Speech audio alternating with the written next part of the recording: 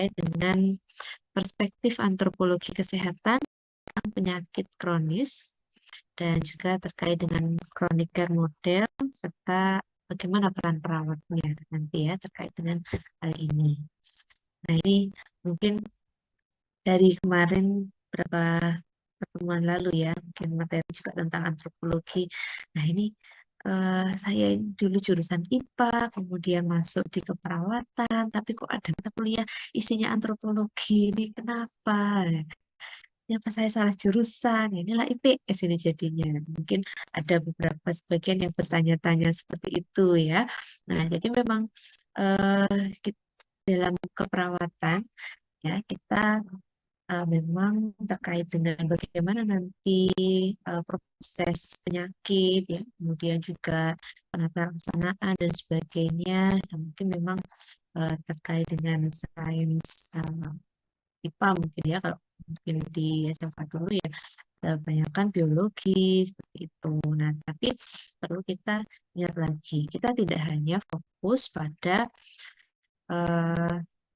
terkait dengan penyakit ya, karena kalau penyakit itu ya memang sebagai keluhan dari pasien ya, yang utama ketika mereka mencari pertolongan di pelayanan kesehatan.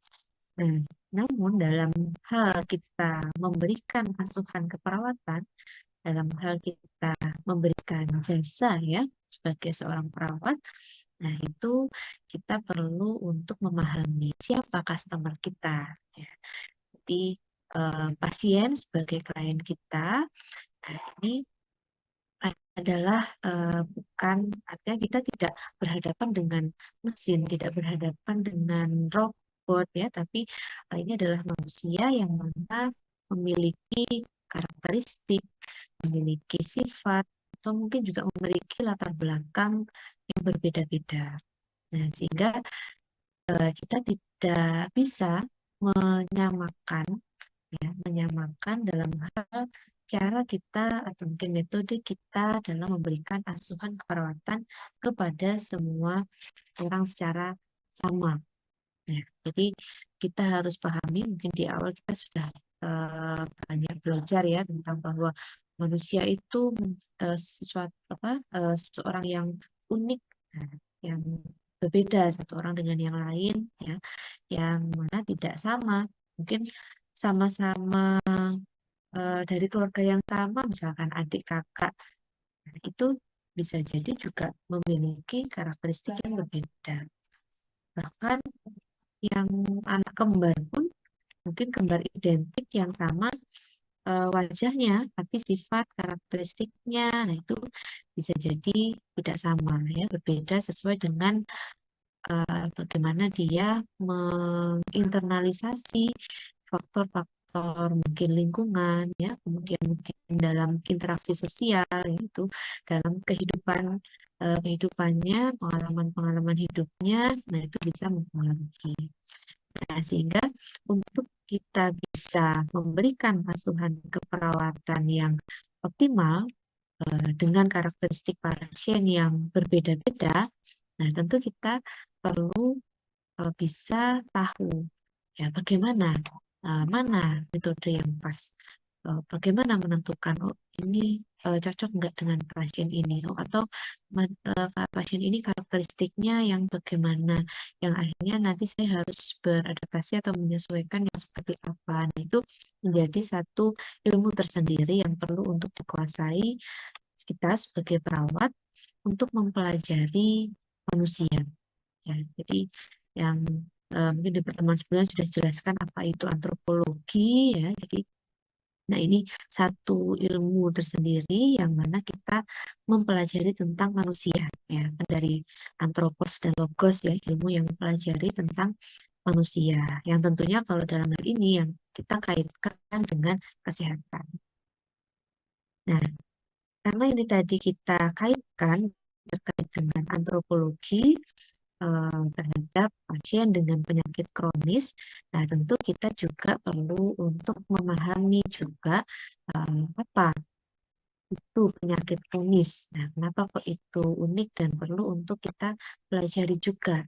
Nah, ini mungkin saya ingin meminta pendapat. Mungkin ada yang dalam yang kalian ketahui selama ini yang dinamakan penyakit kronis itu yang seperti apa? Mungkin ada yang mau menjawab?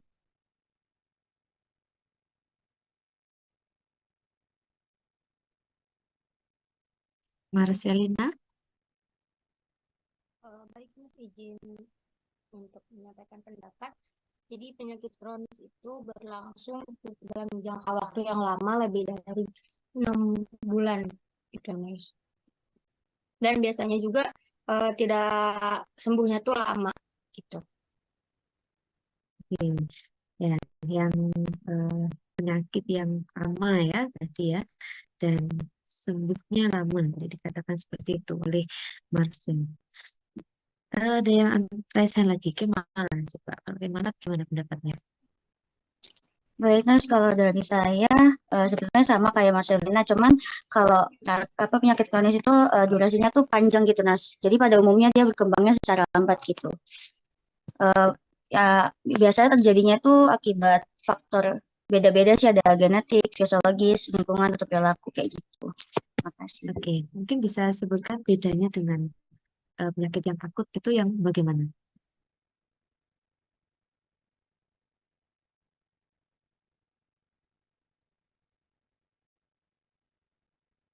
Gimana lagi mungkin? Kalau tadi kronis seperti itu, kalau yang akut bagaimana?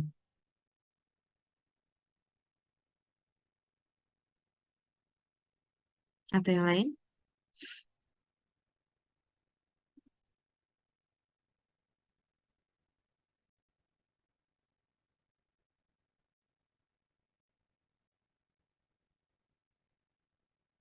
Ya, Nur Rizky? Baik, Nas, izin menjawab. Kalau menurut saya, penyakit akut itu durasinya lebih cepat daripada penyakit kronis, lebih mudah disembuhkan juga. Pengobatannya pun lebih cepat daripada penyakit kronis, Nas. Terima kasih. Oke, ya, kalau yang akut lebih cepat ya, dan juga mungkin prognosis sembuhnya juga akan lebih besar. Nah, terus kalau yang kalian ketahui macam-macam penyakit kronis, yang termasuk penyakit kronis apa saja? Diabetes mellitus, Oke, diabetes, terus apa lagi? Gagal jantung, Nas. penyakit Ginjal, otot, Gagal penyakit jantung, terus Hipertensi, hipertensi, ya, ada lagi lupus, lupus, oke, masuk autoimun juga ya. Kemudian COPD, jawab di COPD, oke, stroke, Alzheimer. stroke, Alzheimer, ya, oke, ya, oke, berarti sudah memahami ya. Jadi apa itu penyakit kronis ya, bedanya dengan penyakit akut bagaimana dan juga contoh-contohnya. Ya, jadi kita lihat ya, tadi yang sudah disampaikan oleh teman-teman kita tepat ya. Jadi memang kalau penyakit kronis mungkin ada juga yang menyebutnya sebagai penyakit tidak menular ya. Nah, itu eh, jenis penyakit yang cenderung berlangsung dalam jangka waktu yang panjang dan biasanya juga berkembang. Dan namun berkembangnya ini biasanya secara perlahan. Jadi yang awalnya mungkin tadi yang hipertensi, yang awalnya tanda-tanda di atas 130 seperti itu, kemudian 150, terus kemudian sampai mungkin 200. Nah, itu tapi prosesnya lama, tidak tidak cepat ya, dan pelan-pelan. Sama yang jantung tadi juga gitu, sedikit demi sedikit ya, dan waktunya panjang. Dan umumnya ini dapat disembuhkan ya. Jadi atau terkait dengan perawatannya itu bukan untuk menyembuhkan penyakitnya sehingga namun kita fokuskan ke agar pasien tadi tidak muncul tanda gejala yang artinya bisa mempengaruhi kualitas kehidupannya seperti itu. Ya, jadi mungkin beda kalau kita yang akut tadi misalnya kena flu, kemudian demam. Nah, ini mungkin dengan istirahat 2 hari, 3 hari minum obat, nah itu sudah sembuh, sudah kembali normal seperti biasanya. Nah, tapi kalau misalnya yang penyakit kronis tadi, nah itu akan memakan waktu yang lama dan misalnya yang biasanya diobati kadang juga muncul gejala akutnya seperti itu. Misalnya yang COPD tadi, dia kronik untuk penyakit paru obstruktifnya. Tetapi kadang orang dengan COPD itu tidak ada gejala, artinya dia tetap bisa beraktivitas secara normal. Baru kalau misalnya dia terlalu kelelahan seperti itu atau mungkin ada trigger ya yang akhirnya mungkin kondisinya menjadi menurun.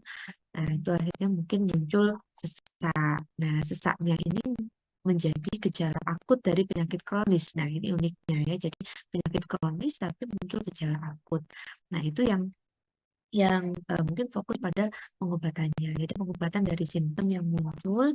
Nah, tetapi kita tahu bahwa dia tetap mengalami penyakit kronis tadi dan sifat dari pengobatannya tentu bukan yang ketika simptomnya hilang kemudian pengobatannya berhenti, nah tidak ya, tapi harus terus menerus. Seperti halnya tadi ya mungkin banyak itu hipertensi ya, kemudian diabetes, nah itu paling banyak yang ada di masyarakat kita termasuk juga yang ada di dunia. Nah, seringkali orang itu yang misalnya penderita hipertensi, nah dia eh, untuk pengobatannya kan memang harus rutin, setiap hari harus minum obat. Untuk Nah, obatnya tadi bukan kan untuk menurunkan darahnya bukan, tetapi untuk mengontrol tekanan darah. Ya, itu bedanya. Kalau misalnya untuk menurunkan, nah berarti akan muncul asumsi ya, bagi pasien itu kalau misalnya obat ini untuk menurunkan tekanan darah, maka setelah tekanan darah saya turun menjadi normal, sehingga saya tidak harus minum obat lagi. Nah, itu akan menjadi pengertian yang kurang tepat, sehingga yang tepat adalah untuk mengontrol tekanan darah agar dalam batas normal.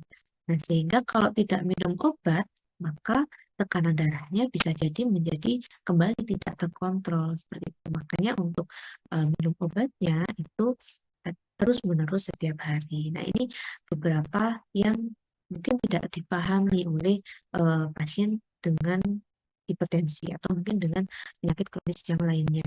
Nah, dia menganggap bahwa obat yang dia konsumsi itu adalah untuk menurunkan gejalanya, untuk mengatasi gejalanya ini adalah untuk menyembuhkan penyakitnya. Padahal bukan, tapi untuk mengontrol.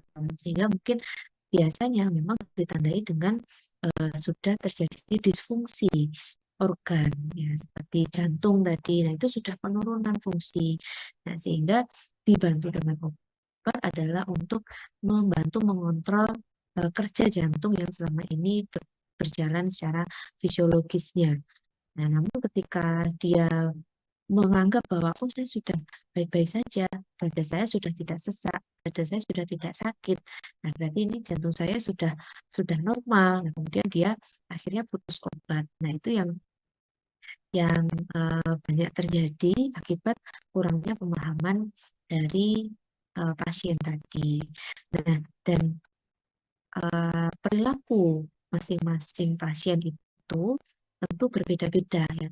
Ada yang kalau misalnya kita tidak tahu, nah kemudian diberikan informasi, edukasi, nah itu ada yang langsung akhirnya masuk, oh begitu ya, oke berarti saya harus berubah, saya harus seperti ini. Ada yang seperti itu.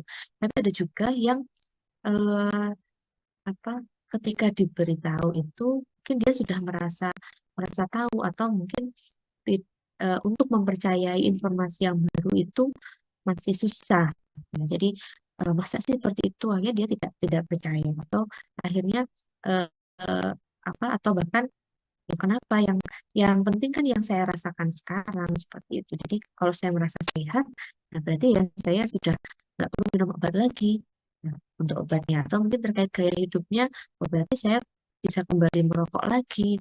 Nah, itu terkait dengan aktivitasnya, oh saya kan sudah sehat, oh berarti saya boleh kerja berat lagi misalnya. Nah, itu karakteristik-karakteristik seperti itu yang berbeda-beda dan perlu untuk perawat mempelajarinya.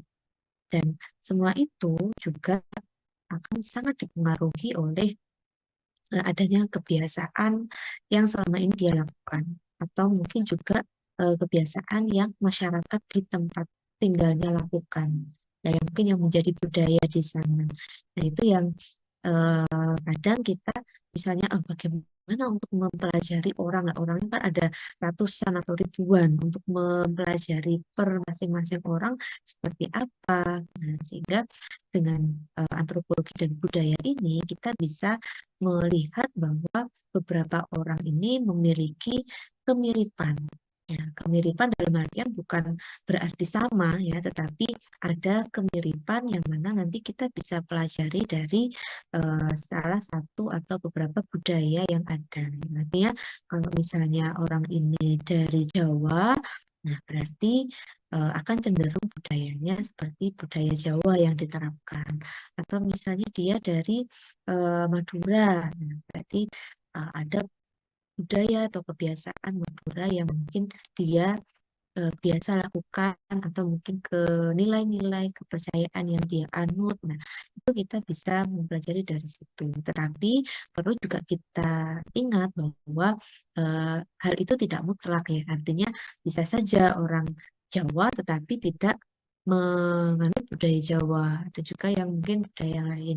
Nah, itu karena memang tetap setiap individu itu berbeda. Namun itu tadi untuk memudahkan kita dalam mempelajari eh, karakteristik dari setiap orang, nah itu kita bisa dibantu dengan kita mempelajari budaya dari beberapa budaya yang ada. Namun ketika sudah kita tahu oh, budaya ini seperti ini, budaya ini seperti ini, nah itu baru nanti kita akan lebih intens untuk mempelajari karakteristik dari orang per orang setelah memang kita sudah melakukan pengkajian secara lebih mendalam seperti itu ya, karena mungkin seperti contoh yang kemarin ya, kadang dari kebiasaan, mungkin dari bahasa ya, seperti kayak bahasa saja mungkin kemarin kalau ada yang dia berseliweran mungkin di Instagram atau di TikTok gitu ya, perbedaan bahasa Jawa dan bahasa Sunda.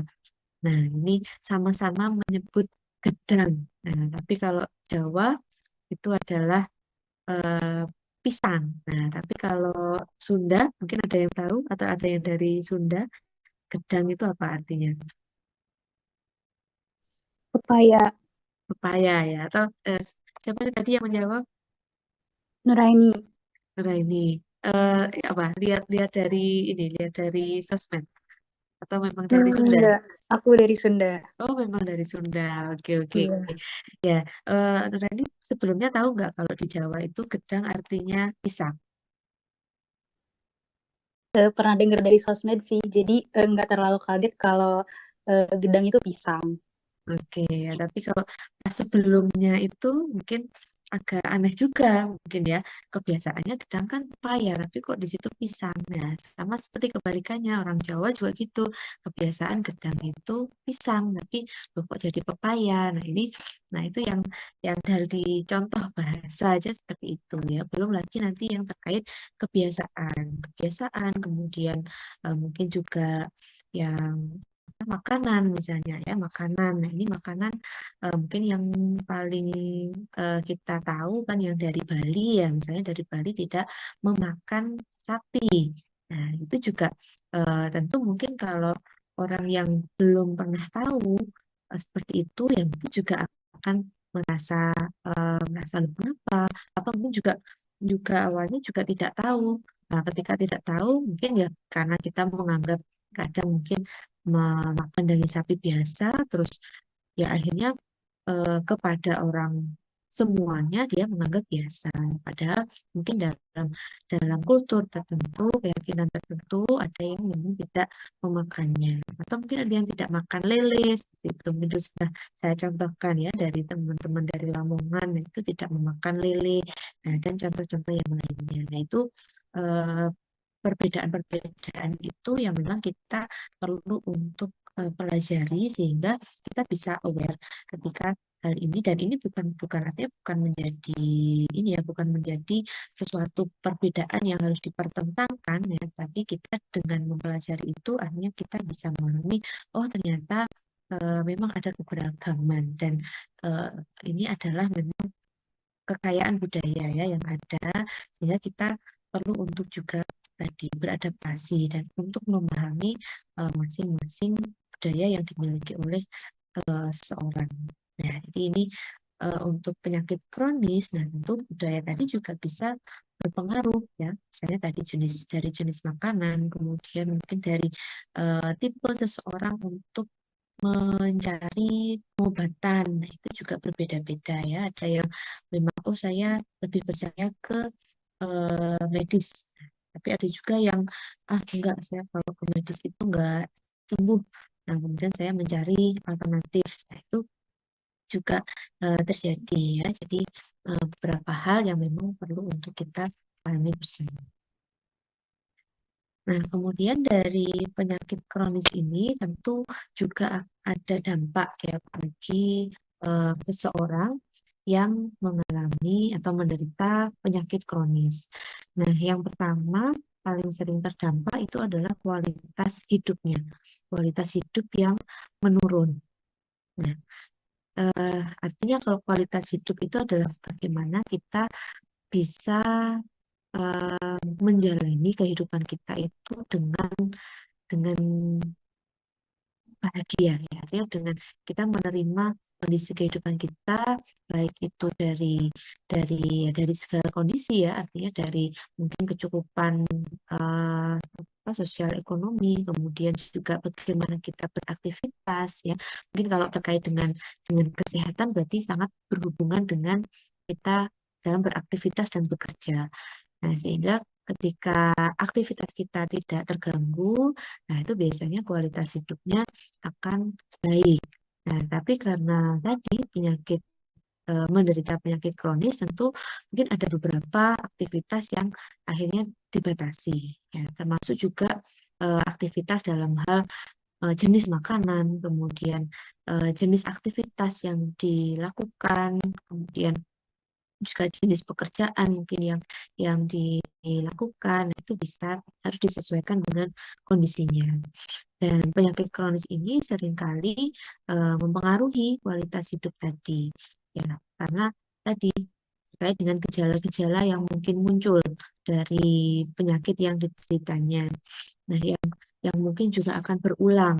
Ya, jadi yang sekarang muncul, kemudian pas kondisi stabil tidak muncul, kemudian pas kondisi menurun lagi muncul lagi. Nah, itu yang terjadi. Nah, pas gejala muncul, kadang seringkali juga akan mempengaruhi aktivitas yang dijalani. Akhirnya tidak bisa bekerja, atau mungkin tidak bisa rekreasi, tidak, mungkin dia hobinya hiking. Nah, akhirnya sekarang karena terkena penyakit jantung, akhirnya tidak bisa terlalu kecapean, nah, sudah tidak kuat lagi untuk hiking. Nah, sehingga memang perlu untuk tadi mengalihkan hobi yang mungkin lebih sesuai dengan kondisi tubuhnya. Nah, dan juga hal itu tentu sangat menyebabkan ketidaknyamanan ya bagi pasien. Apalagi kalau misalnya sampai berefek pada kecacatan ya atau disability ya. Disability misalkan orang yang stroke tadi akhirnya tidak bisa menggerakkan tubuhnya sehingga tidak bisa beraktivitas, tidak bisa berjalan, bahkan untuk duduk berdiri saja mungkin ada yang tidak bisa, mungkin yang stroke yang lebih parah ya. Nah, ini akan sangat membatasi aktivitas sehari-hari. Nah, ini yang menyebabkan kenapa kok penyakit kronis itu bisa mempengaruhi kualitas hidup seseorang. Nah, kemudian yang kedua juga bisa mempengaruhi stres emosional. Nah, bagi seorang penderita penyakit kronis, nah ini akan rentan juga untuk mengalami stres, ya, atau stres emosional yang tinggi. Karena tadi untuk menghadapi tantangan itu jangka panjang ya, sesuai dengan progres penyakitnya yang mungkin juga akan bisa penyakitnya tetap stabil, bisa juga akan semakin memperburuk kondisinya. Nah, itu menjadi tantangan yang tidak mudah untuk dihadapi seorang dan akhirnya bisa menyebabkan seorang itu stres ya dalam mungkin manajemen penyakit, dalam perubahan gaya hidup tadi yang awalnya akhirnya menjadi tidak bisa menikmati hobinya, tidak bisa menikmati makanan yang dia suka, dan kemudian juga dalam hal ketidakpastian tentang perkembangan penyakit ini. Karena tadi memang eh, bisa dikatakan mungkin tidak bisa disembuhkan ya, atau kalaupun bisa itu sulit ya untuk disembuhkan. Ya, karena mungkin kalau menyembuhkannya itu ya menyembuhkan dari gejala-gejala yang muncul, tapi untuk penyakitnya masih tetap ada yang kemungkinan masih bisa muncul lagi. Yang mungkin juga munculnya lagi itu bisa parah atau mungkin lebih buruk dari yang sekarang. Nah, itu banyak ketidakpastian yang bisa dihadapi ya. Mungkin kalau yang penyakit kronisnya berupa kanker misalnya, kalau kanker mungkin bisa sembuh ya dengan misalnya, tapi dengan tadi ya stadium yang masih awal, kemudian dengan treatment yang tepat, nah, terus akhirnya kankernya bisa sembuh. Nah, itu memang bisa dinyatakan, oh ini sudah sembuh, sudah terbebas dari kanker. Nah, tetapi eh, artinya untuk kesembuhannya tadi tidak bisa juga dikatakan 100% sembuh ya, karena artinya mungkin sembuh untuk yang kankernya sekarang, tetapi tidak menutup kemungkinan di mungkin beberapa tahun lagi yaitu akan tumbuh lagi, muncul lagi untuk kankernya mungkin di tempat yang lain atau tetap di tempat yang sama. Nah, itu masih kemungkinan terjadi. Tapi ada juga yang memang sudah tidak muncul lagi, itu juga ada. Nah, tapi kan berarti itu suatu ketidakpastian ya, yang pasti akan menyebabkan stres. Nah, mungkin kalau yang hobinya nonton podcast mungkin ya, kemarin kalau nonton yang ini artis yang Vidi Aldiano, mungkin ada yang tahu. Nah, itu kemarin kan mengungkapkan ya bagaimana tantangan dia, struggle-nya dia untuk menghadapi kanker yang dia hadapi. Nah, tapi dia bisa, artinya copingnya bisa bagus ya, artinya yang tampak di layar. Nah, tapi tentu pasti ada momen-momen di mana dia stres, di mana dia down. Yang itu juga dia ceritakan ya di awal-awal dia didiagnosis itu.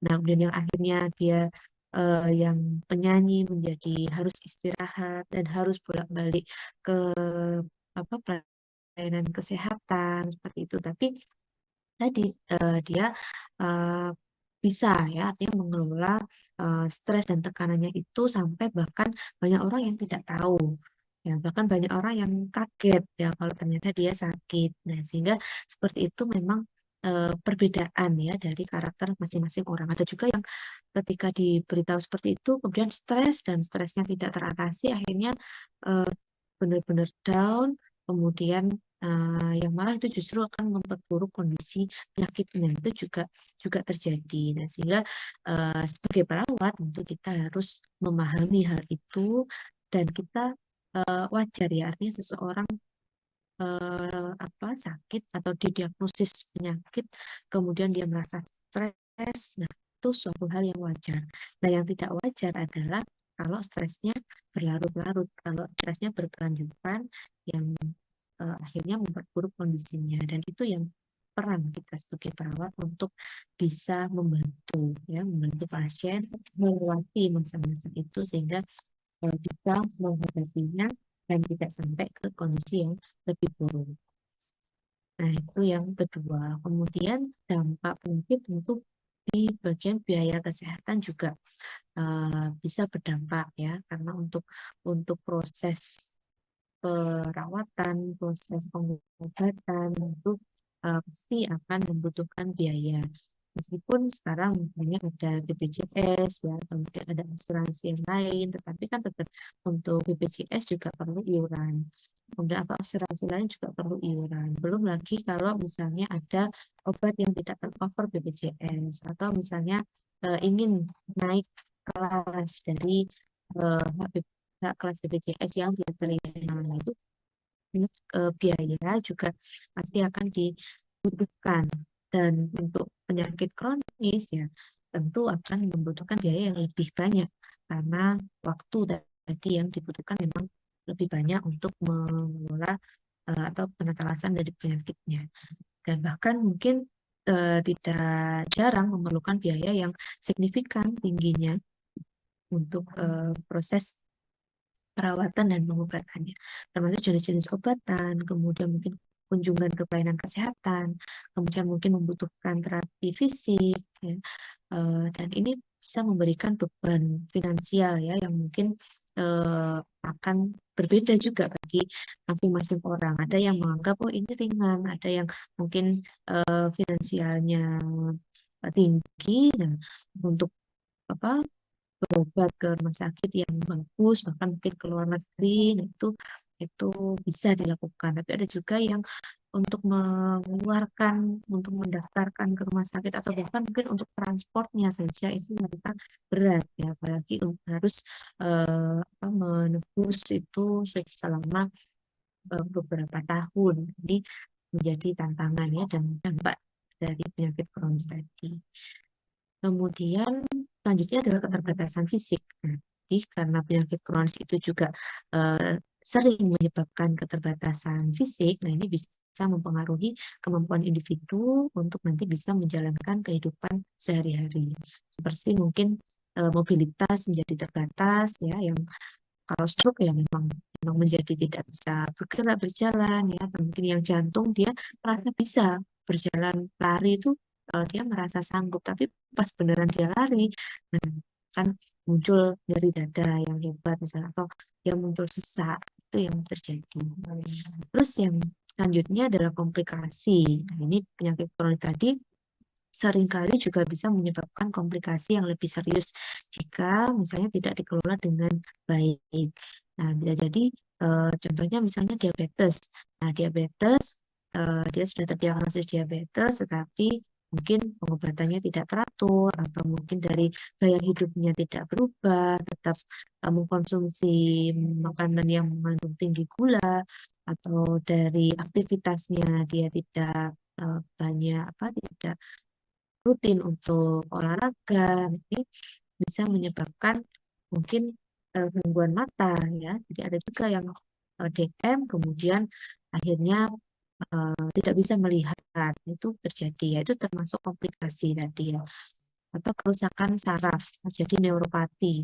Nah, yang menyebabkan akhirnya banyak DM kemudian kaki diabetes. Nah, itu karena memang komplikasi dari diabetes adalah kerusakan saraf, salah satunya neuropati tadi membuat seseorang merasa kebas ya, merasa tidak terasa meskipun dia misalnya tertusuk atau terluka, nah pas jalan tidak pakai alas kaki, nah kemudian juga ditunjang dengan proses penyakitnya akhirnya tidak cepat sembuh luka itu, nah, akhirnya merambat terus terjadilah luka diabetes yang sulit untuk disembuhkan. Itu yang terjadi. Atau bahkan mungkin dari diabetes menjadi sakit jantung. Nah, itu juga terjadi juga ya, karena memang menjadi kekentalan darah itu juga menjadi meningkat.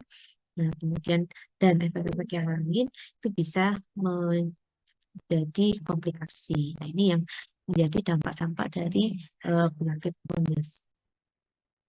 Nah, selanjutnya kita pahami terkait dengan antropologi kesehatan. Mungkin kemarin sudah belajar juga ya terkait antropologi kesehatan. Mungkin di sini saya review sedikit kembali bahwa antropologi kesehatan ini memang menjadi salah satu cabang ya, dari ilmu antropologi budaya dan sosial yang secara umum. Nah, di sini fokusnya adalah kita bisa mempelajari terkait atau studi ya terkait dengan budaya, kemudian masyarakat, faktor sosial yang mempengaruhi aspek-aspek kesehatan dan juga penyakit.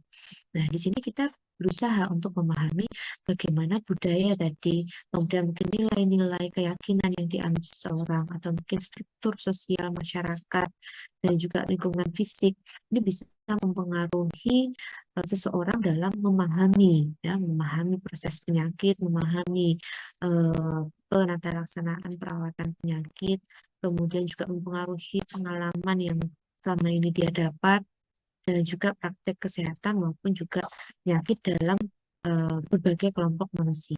Nah, itu yang fokus yang dipelajari antropologi kesehatan, yang seorang perawat harus juga bisa mempelajarinya, mempelajarinya, dan nanti bisa diterapkan saat menjalankan suatu perawatan pada pasien. Nah, kemudian tadi ketika kita sudah mempelajari, memahami terkait dengan apa itu antropologi, dari sini harapannya bisa dengan ilmu antropologi yang didapat, nah itu bisa menggali konsep kesehatan dan juga penyakit dengan cara mungkin semakin bisa memahami cara dari berbagai kelompok atau budaya itu untuk mendefinisikan atau mungkin mengartikan rasa sakit atau mungkin juga menginterpretasikan dari penyakit kronis itu sendiri. Nah, di sini bisa membantu untuk mengidentifikasi dari antropologi ini bagaimana perbedaan dalam konsep kesehatan dan juga konsep penyakit, serta bagaimana cara individu tadi di berbagai masyarakat untuk mengatasi penyakit kronisnya. Bagaimana cara dia untuk mungkin apakah mengakses pelayanan kesehatan atau mungkin mengakses jenis pengobatan yang lain, atau mungkin dalam kebiasaan pengaturan gaya hidup. Nah, itu bisa dibantu untuk mengidentifikasi dengan kita mempelajari karakteristik manusia tadi. Kemudian yang kedua, memahami pengalaman individu.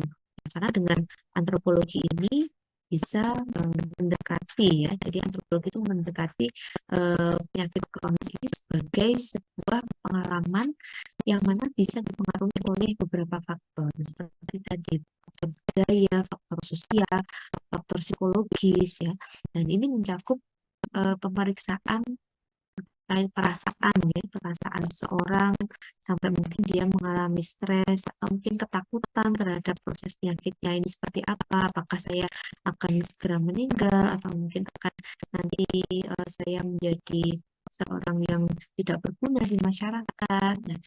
Nah, itu dipelajari dan juga aspek emosional yang lainnya yang terkait dengan penyakit kronis tadi. Dari yang kita sudah tahu, dampak-dampak penyakit kronis tadi bisa berefek pada pasien. Kemudian juga kita bisa mengidentifikasi kemungkinan adanya ketidaksetaraan kesehatan. Nah, ini contohnya misalnya mengidentifikasi seperti faktor-faktor sosial, faktor-faktor ekonomi dan juga mungkin budaya yang berkontribusi pada ketidaksetaraan dalam hal akses dan hasil kesehatan individu yang mengidap penyakit kronis. Nah, dan kita bisa mengidentifikasi juga penyebab ketidaksetaraan tadi apa. Nah, misalnya mungkin yang saat ini ada biasanya disebutkan, ini kok beda pelayanan antara pasien BPJS dengan pasien umum misalnya. Nah, ini kan berarti tadi kaitannya dengan faktor ekonomi. Kemudian mungkin perbedaan budaya tadi. Ini kok kalau misalnya orang yang bukan orang Jawa kok beda pelayanannya. Nah, ini bisa jadi kesengajaan atau mungkin ketidaksengajaan karena tadi kurangnya memahami terhadap culture atau terhadap bahasa, mungkin terhadap budaya sendiri. Nah, itu sehingga menimbulkan kesan perbedaan dalam memberikan pelayanan. Nah, itu yang terjadi. Kemudian juga dari antropologi ini bisa mengkaji adanya stigma sosial.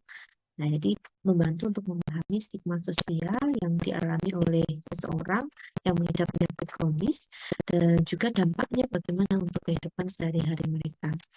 Nah, di sini bisa membantu untuk merancang strategi untuk mengurangi stigma dan juga untuk meningkatkan dukungan sosial itu seperti apa. Nah, nanti kita pelajari lebih lanjut juga terkait stigma ini seperti apa.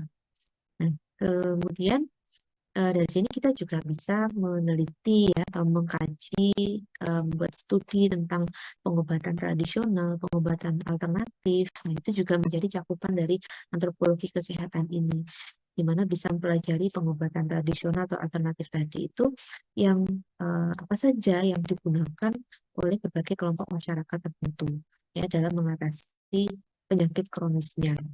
Ada yang mungkin percaya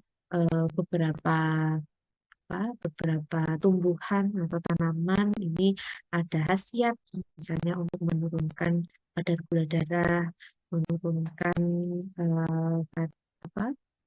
tekanan darah misalnya.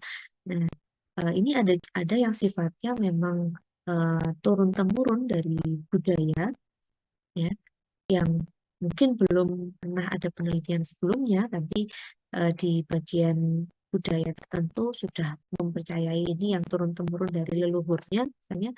Nah, itu banyak ya.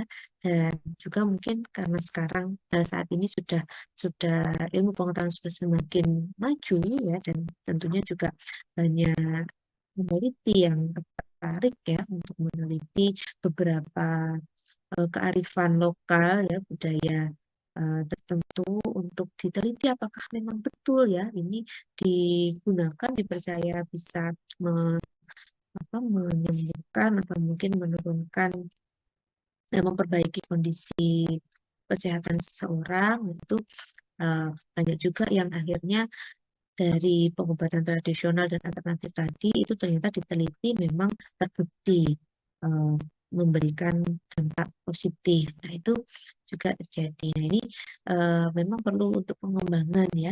Apalagi di Indonesia kita tahu sangat kaya dengan budaya, sangat kaya juga dengan uh, tanaman tumbuhan yang hidup di tanah Indonesia ini, yang di beberapa etnis tertentu itu mempercayai beberapa tanaman yang bisa memberikan efek kesehatan ya, seperti yang baru-baru ini di Kalimantan ya, mungkin ada yang mendengar atau mungkin dari Kalimantan ada yang namanya kayu bajakah. Nah, kayu bajakah ini bisa atau dipercaya di Kalimantan itu untuk menyembuhkan kanker ya, bahkan di situ. Jadi dipercaya dengan kayu itu dengan cara direbus, kemudian hasil rebusannya itu diminum. Nah, dan ketika diperiksa ternyata kankernya sudah hilang. Nah, ini yang beberapa berita atau artikel yang menulis hal tersebut. Nah, tetapi ya itu tadi kembali lagi kadang memang kekayaan budaya tadi itu karena mungkin kalau dulu ilmu pengetahuan dan teknologi masih belum berkembang ya, tetapi istilahnya trial and error gitu ya.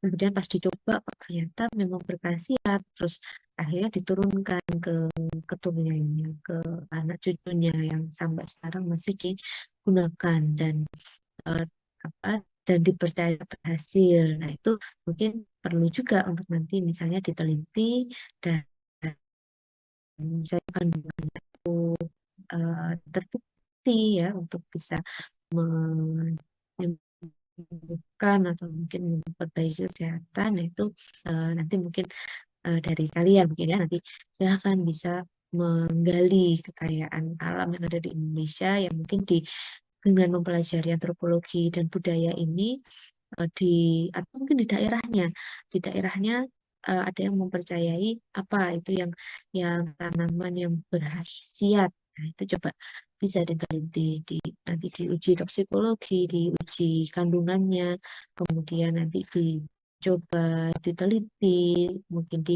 hewan coba, atau mungkin nanti uji klinis ke manusia. Nah, itu kalau misalnya memang terbukti, nah tentu menjadi peluang perkembangan ilmu kesehatan untuk ke depan ya, semakin banyak pilihan terapi yang bisa diberikan. Nah, kemudian dari antropologi ini juga perannya bisa menganalisis sistem kesehatan ya, dengan membantu menganalisis sistem kesehatan termasuk bagaimana nanti kemudahan akses ya untuk perawatan medis, kemudian interaksi dengan profesional kesehatan, pemberian layanan kesehatan pada individu dengan penyakit kronis. Nah, ini tentu akan membantu untuk bisa mengidentifikasi adanya hambatan-hambatan dan mungkin peluang untuk perbaikan yang diperlukan dalam sistem kesehatan. Serta untuk mendorong partisipasi pasien karena dari antropologi ini bisa membantu untuk tadi memahami bahwa partisipasi pasien itu perannya bagus, tinggi ya untuk manajemen penyakit, termasuk juga bagaimana pasien nanti mengambil keputusan tadi apakah saya memilih di medis atau mungkin saya terapi tradisional alternatif. Nah itu tentu dengan partisipasi pasien yang bagus ditunjukkan dengan pemahaman perawat yang bagus juga akhirnya bisa berkolaborasi dan bisa mengambil keputusan yang paling tepat nanti diterapkan untuk mengelola gejala penyakit, kemudian mungkin dan juga mendukung perawatan yang lebih kolaboratif lagi ya antar tim tenaga kesehatan. Dan tentunya juga bagaimana nanti bisa pendekatan holistik juga ya. Jadi bisa mendorong perkembangan aspek dari biopsikososial, kultural, spiritual ya, dalam manajemen dan juga perawatan. Ini bisa membantu pasien dan juga profesional kesehatan untuk bisa merancang sebuah rencana perawatan yang komprehensif. Ya, tadi kita sempat singgung ya adanya kalau di masyarakat itu ada muncul stigma sosial ya. Stigma sosial yang mungkin kalau kita lihat ada banyak hal ya stigma itu bisa diberikan di masyarakat atau mungkin menempel di seseorang ya akibat sesuatu.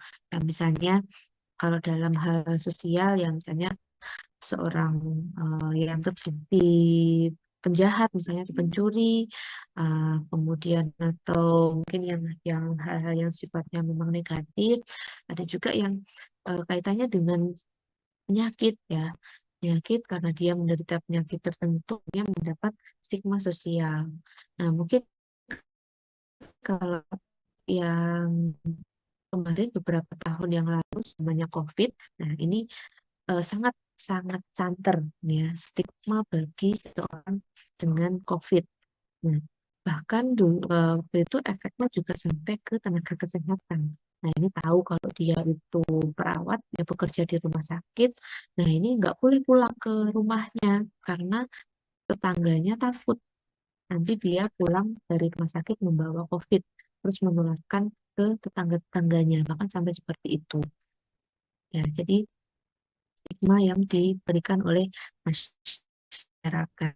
Nah, termasuk dalam hal ini penyakit kronis juga eh, beresiko juga munculnya stigma sosial ya dalam konteks penyakit kronis. Nah, tentunya kalau stigma sosial di sini ya merujuknya pada persepsi yang negatif ya, diskriminatif, stereotip ya, atau mungkin akhirnya muncul ketidakadilan sosial yang dialami oleh seseorang pengidap penyakit kronis oleh masyarakat atau mungkin oleh individu lain.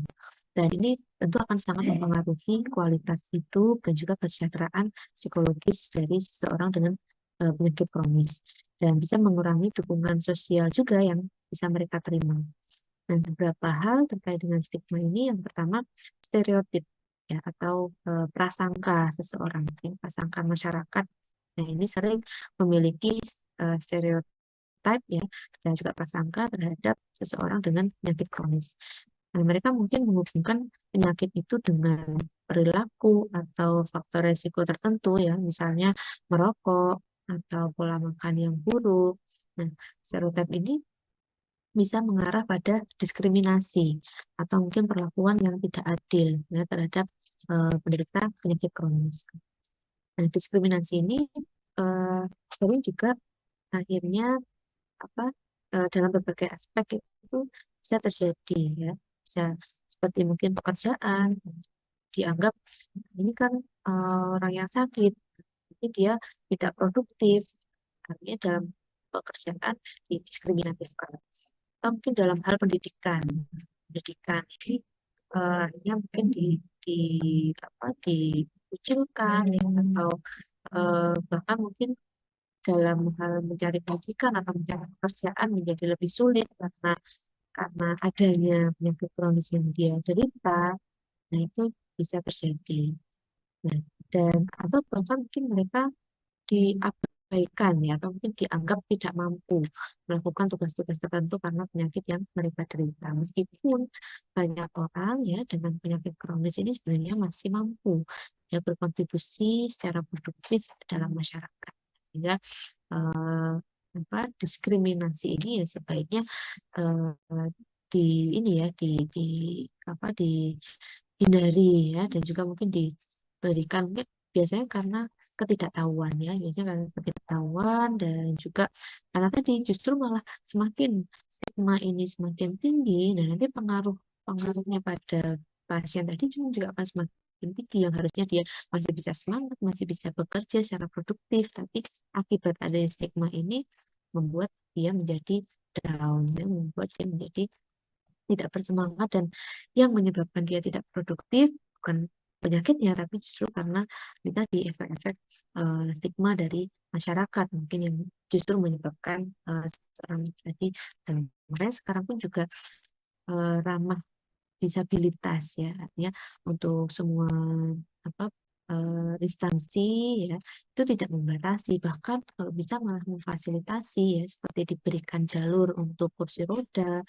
kemudian diberikan jalur untuk tunanetra ya di fasilitas-fasilitas umum. Nah, itu salah satu bentuk untuk mengikis ya stigma atau diskriminasi yang ada di masyarakat, yang membantu seseorang dengan disabilitas atau termasuk juga dia dengan penyakit kronis, mereka tetap manusia ya yang bisa produktif, dan tidak ada hak ya bagi seseorang untuk memberikan stigma negatif bagi mereka. Dan dari stigma ini yang tadi bisa menyebabkan mungkin perasaan merasa seperti dihakimi gitu oleh sosial, oleh masyarakat, karena tadi dianggap dia mengidap penyakit kronis, kemudian mereka mungkin merasa perlu untuk menyembunyikan penyakit mereka, atau mungkin menahan diri untuk mencari perawatan medis karena khawatir kalau saya ke rumah sakit nanti ditanya oleh tetangga saya, "Lu sakit apa?" Nah, nanti kalau tahu saya sakit kanker ini misalnya, nanti mereka jadi akan berbeda sikapnya dengan saya, seperti itu. Nah, itu yang terjadi. Akhirnya menjadi enggan untuk mencari perawatan, terus ya akibatnya tentu ke penyakitnya yang semakin menurun. Dukungan sosial, dan itu juga karena takut atau reaksi negatif dari orang lain, itu menyebabkan dukungan sosial juga menjadi berkurang. Dan tentu dampak psikologis ini sangat besar ya akibat stigma sosial yang ada. Dan mungkin tadi pasien tadi akan mengalami stres, bahkan mungkin depresi ya, dan rasa malu yang lebih tinggi, yang ini bisa memperburuk gejala dari penyakit kronis yang dia deritanya. Dan tentu tadi akan mempengaruhi ke kualitas hidup mereka. Dan kalau semakin parah, nah ini bisa menyebabkan isolasi sosial.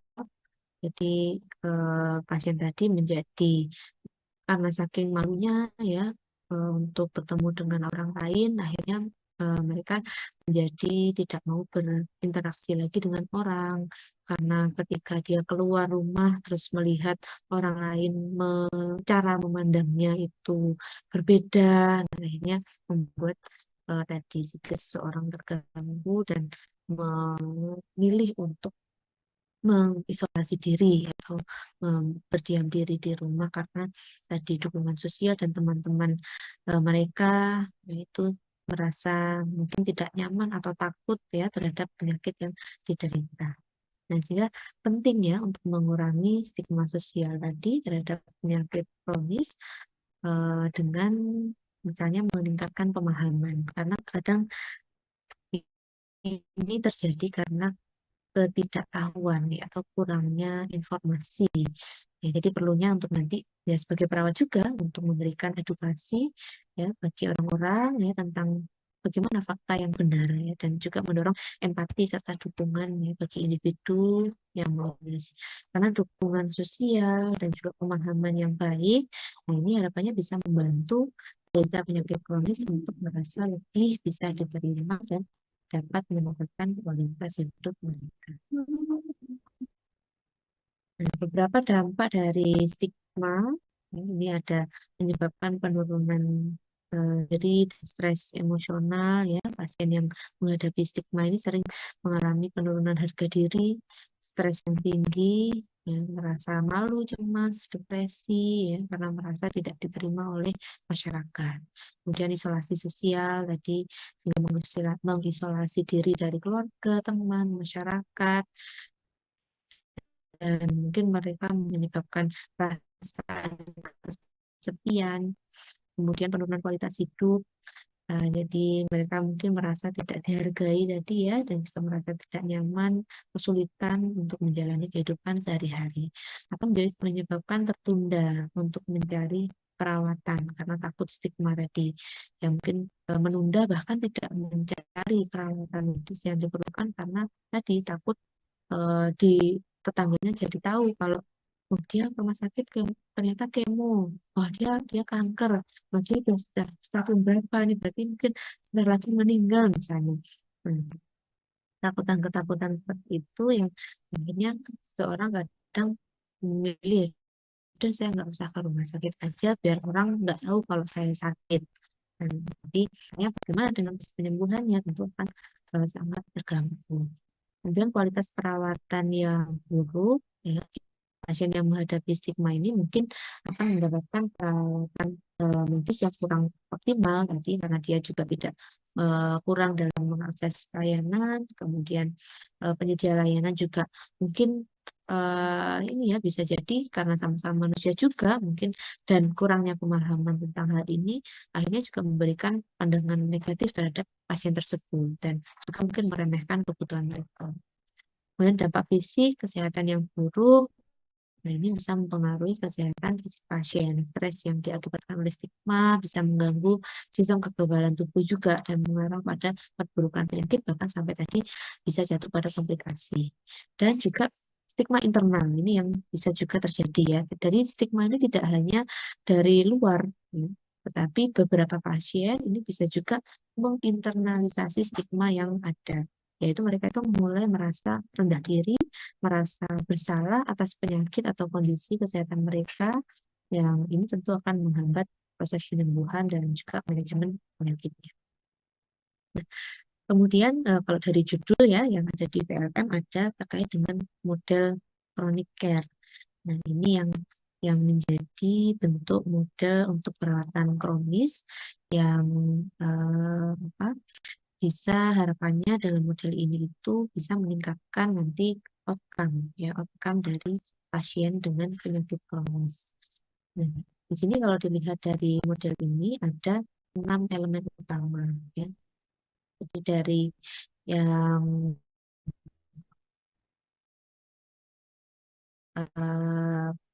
self-managing support, ada decision support, clinical information system, community resource, sama healthcare organization. Nah, jadi untuk yang lingkaran paling besar ini adalah terkait dengan community. Ya, community dan di dalam community itu ada healthcare organization yang mana dia mendesain sistem sistem pelayanan kesehatan yang di dalamnya ada ini self management, bagaimana pasien tadi bisa meningkatkan manajemen perawatan diri, kemudian bagaimana itu juga praktis decision support untuk mengambil keputusan yang tepat dan juga dibantu dengan sistem informasi. Nah, ini harapannya ada interaksi ya, integrasi antara komunitas masyarakat dengan tim kesehatan ya, yang saling berkolaborasi dan pasien bisa mendapatkan informasi yang adekuat dan dia bisa menjadi seorang dengan penyakit kronis tapi kualitas hidupnya baik ya, itu outcome-nya. Nah, ini kalau terkait dengan chronic care model ini nanti akan lebih banyak dibahas di mata kuliah keperawatan kronis ya. Tapi secara garis besarnya, nah itu bahwa ini merupakan salah satu model yang bisa diterapkan untuk memberikan pelayanan kesehatan khususnya pada pasien dengan penyakit kronis yang dari sini kita lihat bahwa tidak bisa dilakukan dalam satu sisi saja, tapi segala elemen itu berkaitan dari community, dari health system, kemudian bagaimana integrasi dengan sistem informasi, dengan self management pasien itu sendiri, dan itu semuanya saling memberikan memberikan peran ya untuk seseorang bisa mendapatkan kualitas hidup yang baik. Dan sebagai perawat, kita tentu punya banyak peran ya. Kalau dalam khususnya di sini tentang antropologi kesehatan dan penyakit kronis, nah ini ada banyak peran ya sebenarnya bagi perawat.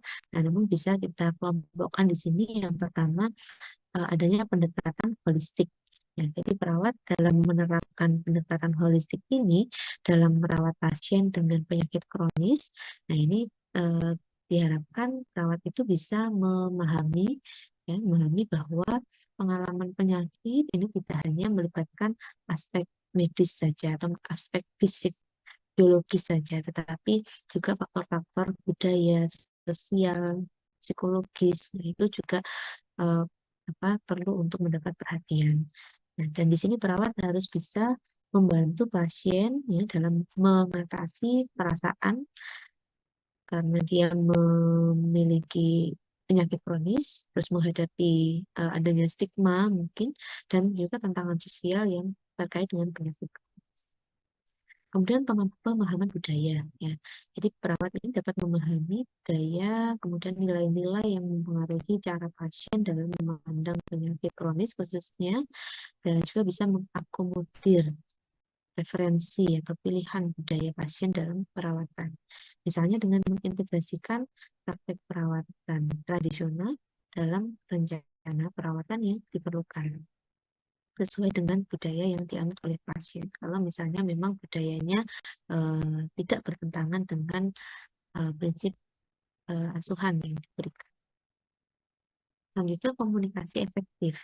Nah, di sini perawat punya peran penting ya untuk mendukung komunikasi yang efektif antara pasien dengan tim kesehatan.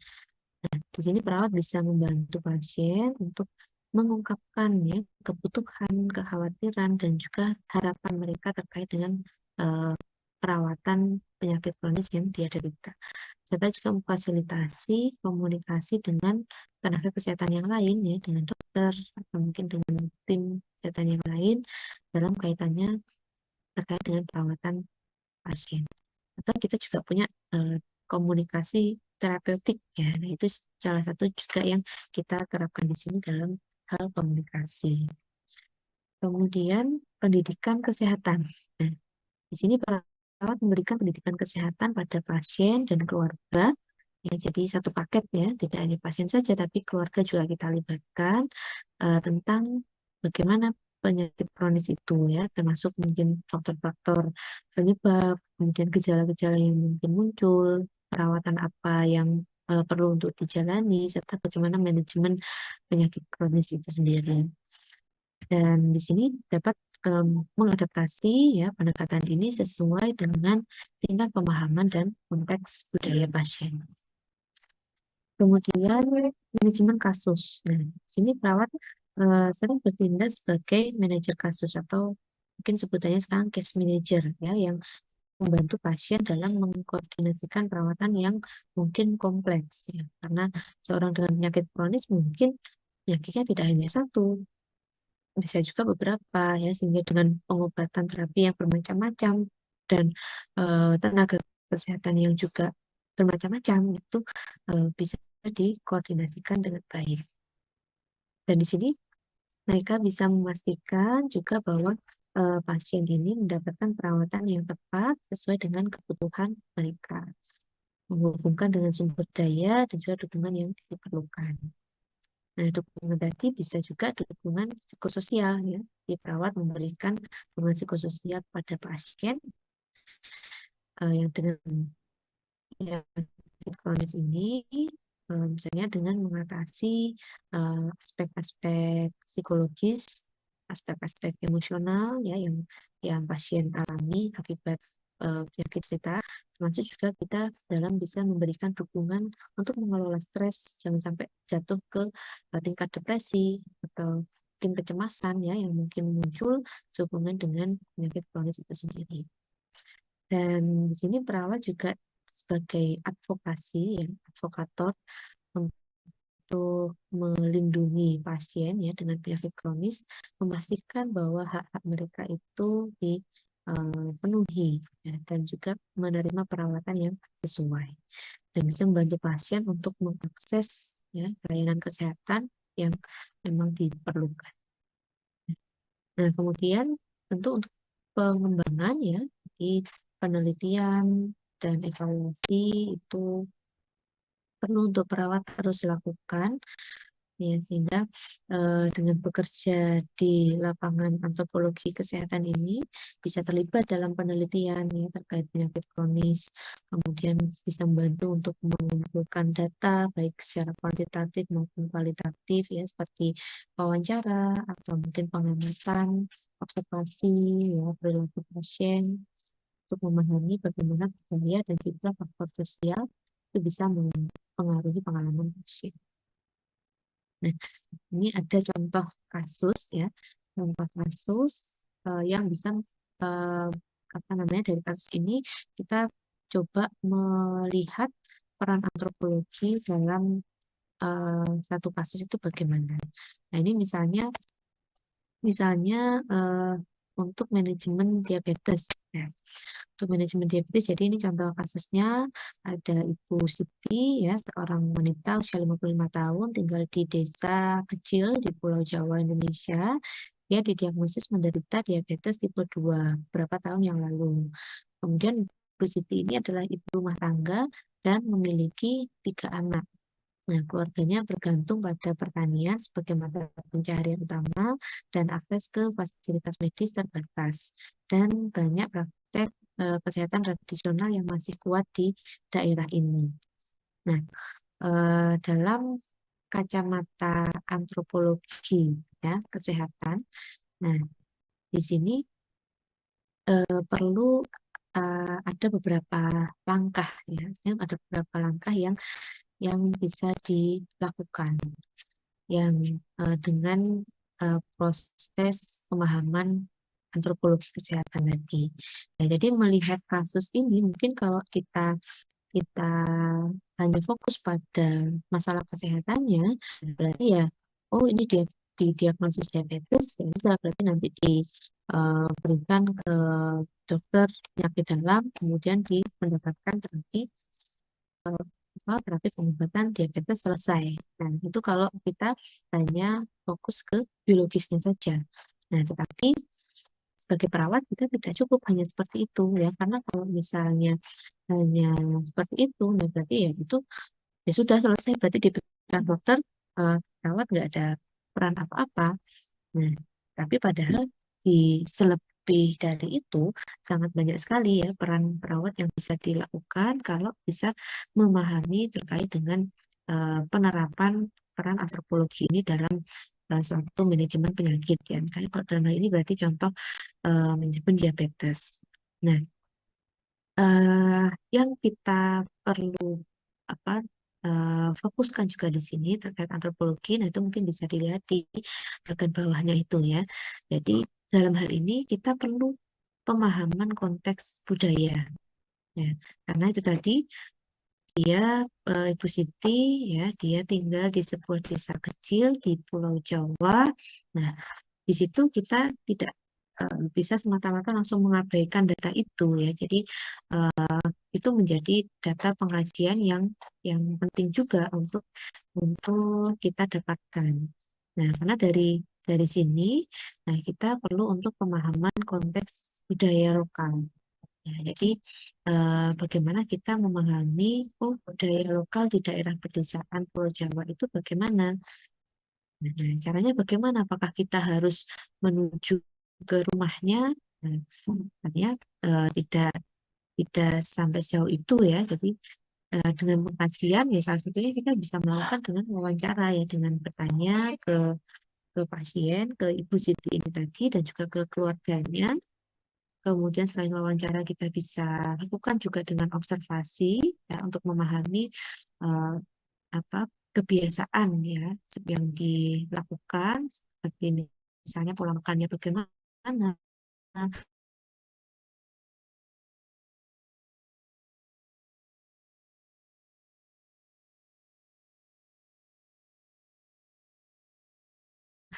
aktivitas fisik mana gaji lebih di sini.